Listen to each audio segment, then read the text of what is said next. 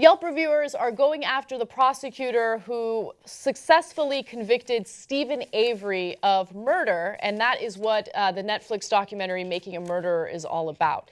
Now, if you watch the documentary series on Netflix, which I highly recommend, it's very good, it seems as though Stephen Avery was framed for murder, which is why so many people are upset at prosecutor Ken Kratz.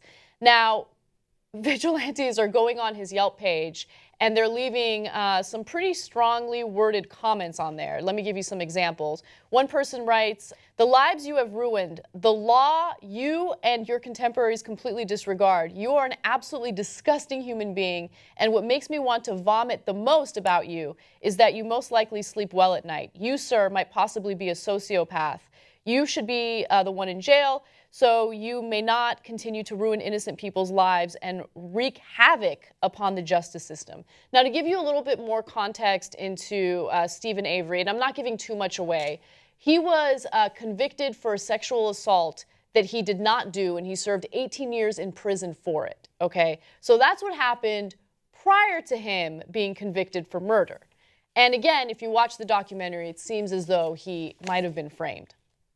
Okay, so I didn't watch the documentary, and, you know, Ken Kratz says, now wait a minute, they shot hours and hours of footage, and then they only present one side of the story.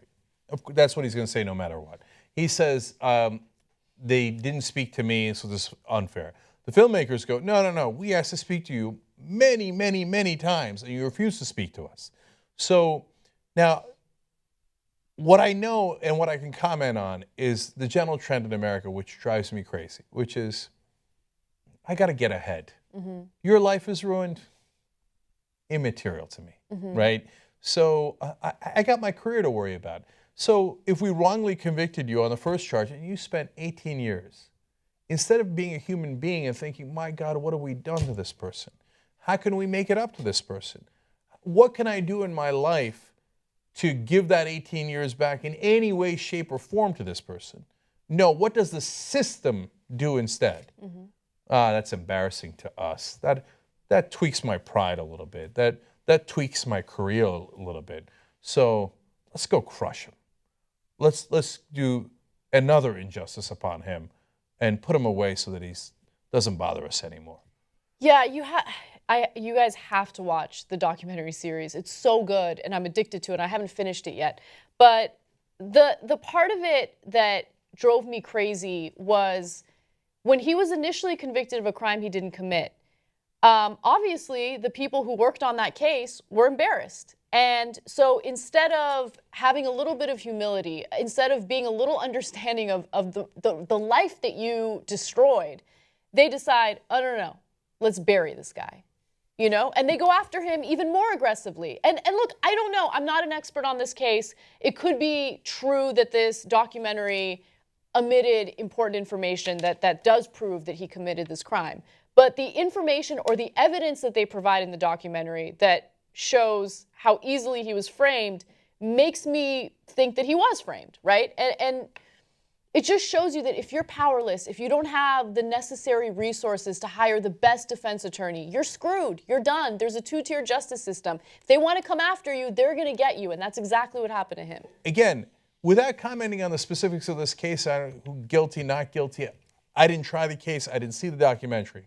But I do know, as a general concept in America, because of all of the stories that we've covered in real life, over and over again, down in Texas, down in Louisiana, these are specific cases that we covered. We got the wrong guy. So what are we going to do?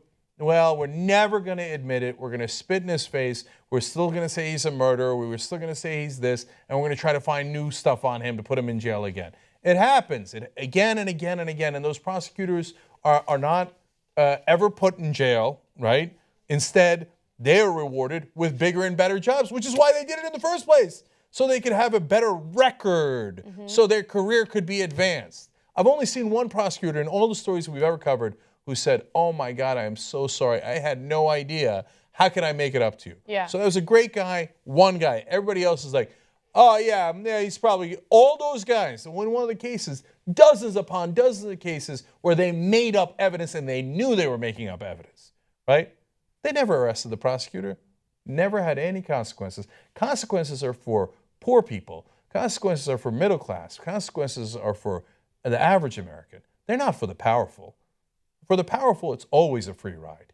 So you wonder why the country's sick of it, why we can't stand it anymore, why we're looking for some sort of political revolution. This is why.